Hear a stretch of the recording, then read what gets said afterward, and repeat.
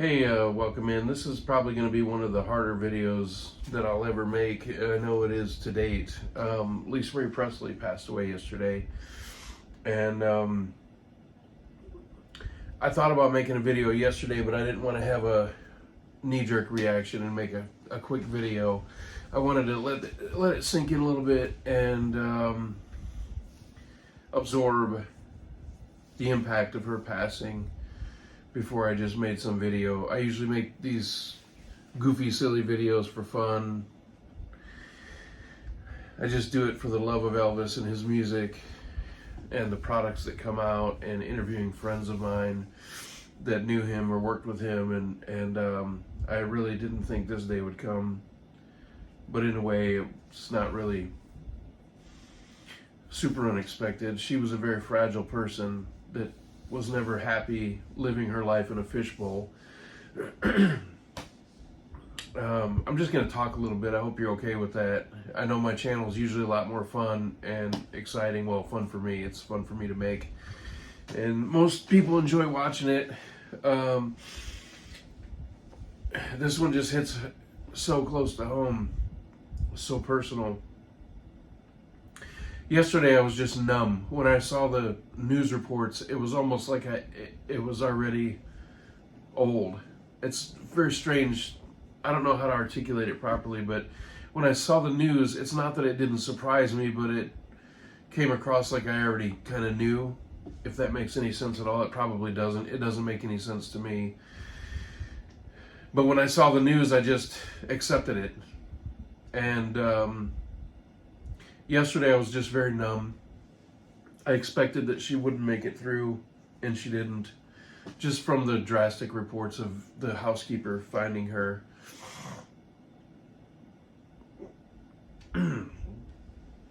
But today it's been a little bit more emotional. Very numb yesterday. I never got to meet her dad, Elvis, but I met her multiple times.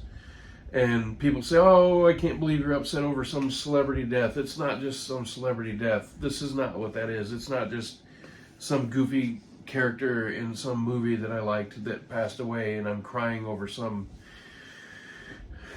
actor. This is a family that we've always known about. I've never in my life not known about Elvis and his daughter. And I've met her. And she was great to me personally, and I have some great stories I'd like to share, hopefully. But it's not just some random celebrity death. It's so much more than that. Wow, I'm having a harder time than I thought I would. This is an end of an era, you know.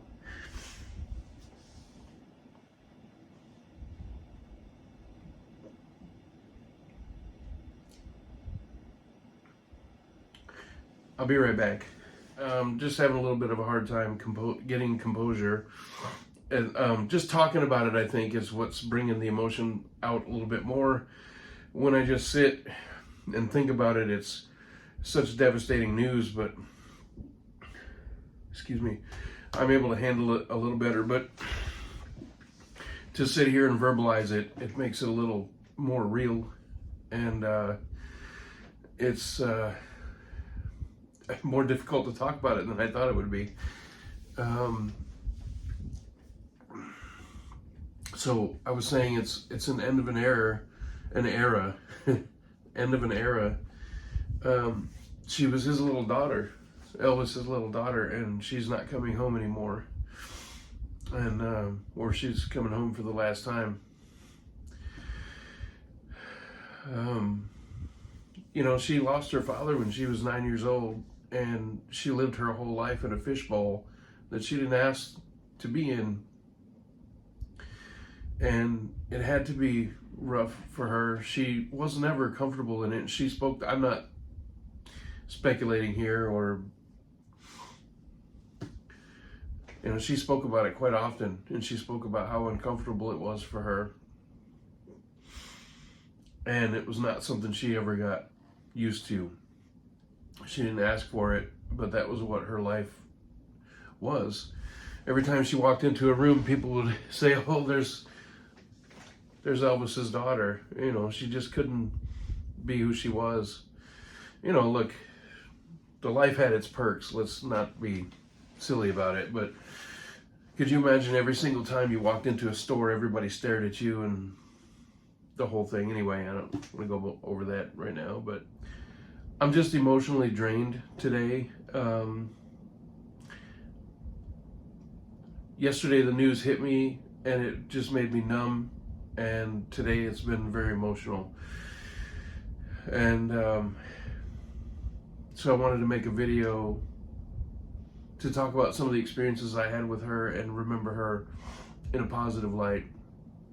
So I wanted to share some of that now. So what you're looking at right now behind me is the opposite wall in the Elvis workshop from what you normally see. When you see my videos, you're seeing that wall over there. But this is what I'm looking at when I make the videos. And what this is there's a whole wall behind me of people that I know that worked with Elvis or knew Elvis or were family members. And I have Lisa on here, and that's a photo of me with her, and I'll show you a close-up of that right now. I'll tell you about the meeting with her. That was the first time I ever met her. Down here, this one's a little bit harder to see. That's the Divas Live at the MGM Grand Casino in Las Vegas. And that's Lisa right there, and that's me in the audience. You can see her there. And this is a poster for her album, To Whom It May Concern, that she signed for me. And what you can't see, but what you're gonna see is another autograph right there from Graceland. In the early days of the internet, they put an advertisement out on Elvis.com and said, if you'd like an autograph from Lisa, send us your name and address and all this and that and blah, blah, blah, and you'll get one. And I did, and that was it. And several other people had those too, but that's mine. So I want to tell the story about the first time I met her, because that's the most important one to me, and it involves this poster and that photo. So the Hard Rock Casino in Las Vegas was doing a competition. No. Check that. It was a radio station here in town. There was a radio station here in town that had a competition where you could win a chance to play blackjack with Lisa at the Hard Rock. And I found out about it. I didn't win. I tried. I didn't win.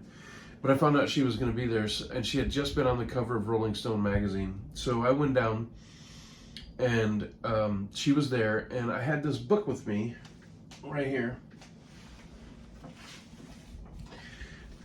This book right here.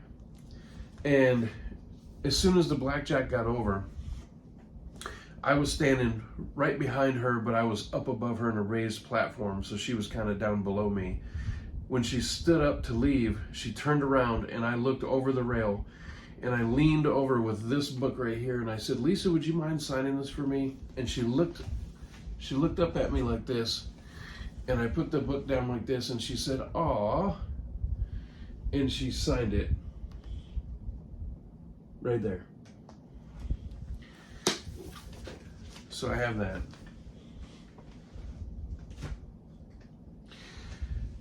Then she went to make her way out of the casino. Her obligation was finished. And I knew that she was probably going to go back the same direction she came in. So I went right for the elevators where she came in, and they ended up blocking that area off, but I was already inside with a friend. And she came, and their security detail did not have the elevator open like they should have.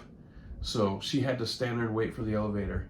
And I was standing directly behind her, and I said, Lisa, can I get a photo with you?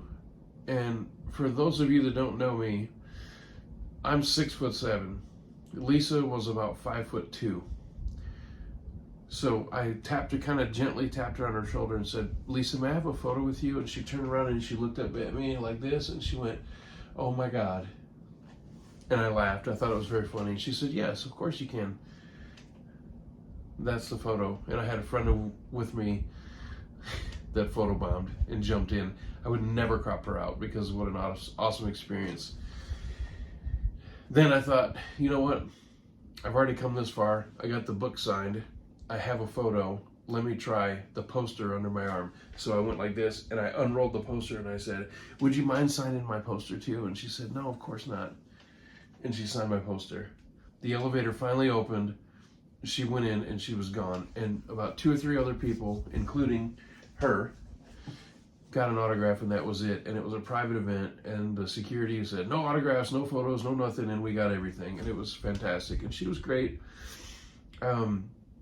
I saw her a few other times. I was at the concert at the Mid-South Coliseum in 1997 when they did the Don't Cry Daddy duet. The entire place, I don't know, 8,600 people, however many people were in the Mid-South Coliseum. The entire place was an emotional wreck. It was a moment I'll never forget. And if you were there, you know what I mean. You know what I'm talking about. It was amazing.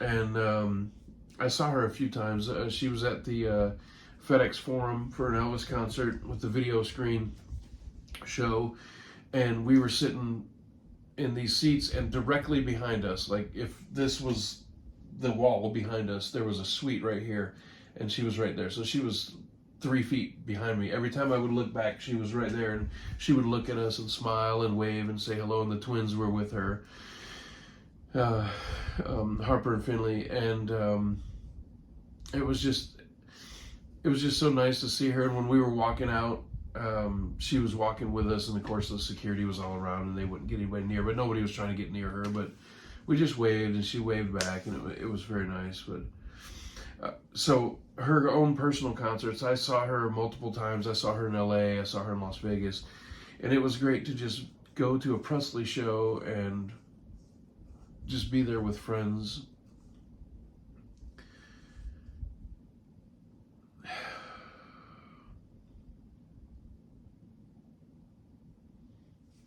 Anyway, I really don't have a lot to say. I'm stunned.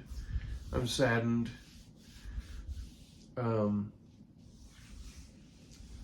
Very unexpected, but not unexpected. She was such a fragile person. There's no easy way to handle this. There's no easy way to talk about it. It's our new reality. She's gone, and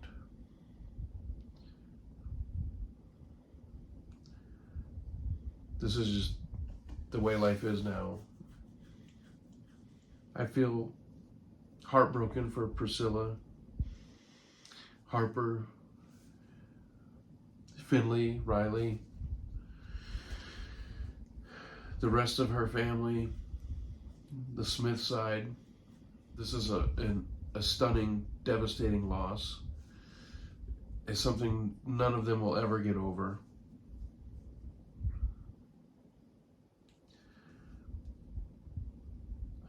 It's just very emotional. I really don't have a whole lot to say. What I'd like to do is leave you with some photos. I